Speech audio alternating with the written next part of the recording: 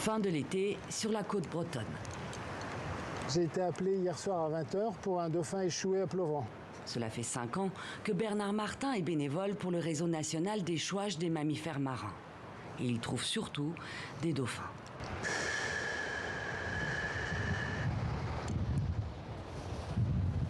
Un premier examen, prise de mensuration et des dents pour déterminer l'âge et mesure de la graisse corporelle de l'animal. 14 $ d'épaisseur, donc ça veut dire que c'est un animal qui était en très bonne condition, pas de parasites pour la peau pour l'appauvrir ou quoi que ce soit, non. Un jeune mâle d'1,90 m, en bonne santé, à part ses marques. Ça, ce sont des traces de filets, de coupure des mailles de filet. Elles sont très sanglantes, quoi. Donc ça coupe bien. Visiblement, il est resté coincé parce qu'il est mort asphyxié. Capture accidentelle, c'est le terme dévolu à ces carcasses. Et depuis 2016, leur nombre grimpe en flèche. Jusqu'à 1 millier de dauphins s'échouent chaque année sur la côte atlantique française, surtout entre janvier et mars et en août. Vu Réseau national d'échouage. Tous sont marqués et répertoriés. Pour ce dauphin, comme pour tous les autres, les données relevées par le réseau iront à La Rochelle, à Pélagis, l'observatoire de recherche sur les mammifères marins.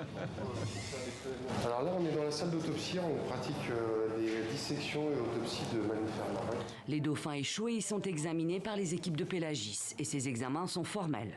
Durant les périodes intenses d'échouage, l'immense majorité, 80 à 90% des dauphins retrouvés, ont été capturés par des engins de pêche.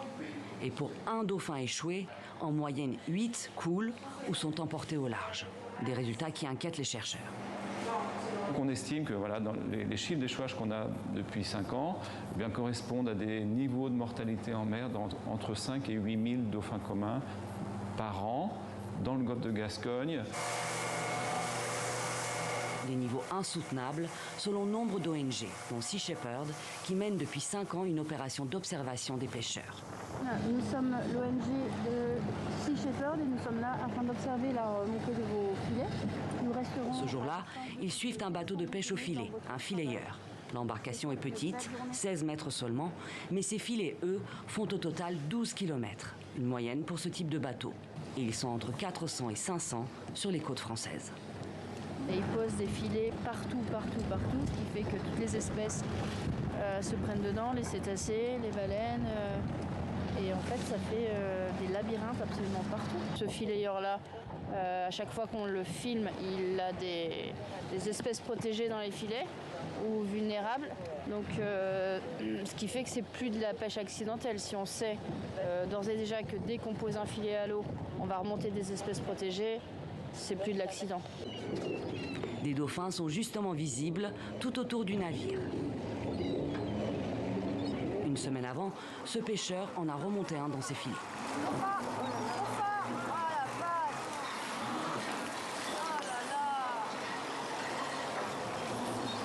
Quand les dauphins sont pris dans les filets et qu'ils sont relevés, ils sont la plupart du temps déjà morts parce qu'un dauphin va pouvoir rester sous l'eau environ 6 minutes et ensuite il doit remonter à la surface respirer. Sea Shepherd, on demande la fermeture spatio-temporelle de certains types de pêche. Donc c'est-à-dire qu'à certaines périodes de l'année, sur certaines zones, il faudrait interdire certaines méthodes de pêche non sélectives. C'est aussi la demande de 25 autres ONG du CIEM, le Conseil international pour l'exploration de la mer. Mais pour l'heure, la France refuse toute interdiction et préfère poursuivre des recherches, notamment ici, dans ce laboratoire de l'Ifremer à Lorient. Alors ce qu'on fait là, c'est qu'on prépare une petite GoPro pour filmer le déploiement du filet au filage et au virage. Une caméra et des sondes pour comprendre les mouvements de filets en mer et leur interaction avec les dauphins. Comme pour des répulsifs acoustiques ou des réflecteurs, il faudra réaliser des tests en mer. Pour cela, l'Ifremer travaille avec des filayeurs volontaires comme Anthony Landrin. Il devrait y avoir trop, s'il n'y a pas trop, on va prendre un dans l'autre. Un exercice auquel ce pêcheur de 32 ans se prête volontiers. On est là pour gagner notre vie et pas là pour détruire la ressource, tuer des dauphins, enfin c'est pas notre intérêt quoi. Mais pour la grande majorité de la profession, pas question d'interdire ou de limiter la pêche sur les zones et les périodes à risque pour les dauphins. Arrêter les bateaux, ça veut dire qui arrête-t-on, comment on stoppe, et si on veut stopper ceux qui sont qui pourraient avoir une interaction avec les dauphins. Dans le golfe de Gascogne, ça fait plus de 500 bateaux. Comme tout le monde, on a envie d'avoir des solutions rapides. Et le problème, c'est que la recherche prend du temps. La Commission européenne, elle, n'attendra pas. À plusieurs reprises déjà, elle a mis la France en demeure d'agir pour limiter ces captures. En attendant, les dauphins continuent de s'échouer par centaines en France. Sur la plage de Ploéven, Bernard Martin attend l'arrivée des services municipaux. Le dauphin est une espèce protégée. En l'espace de 50 ans, la planète a perdu près de 70% de sa faune sauvage.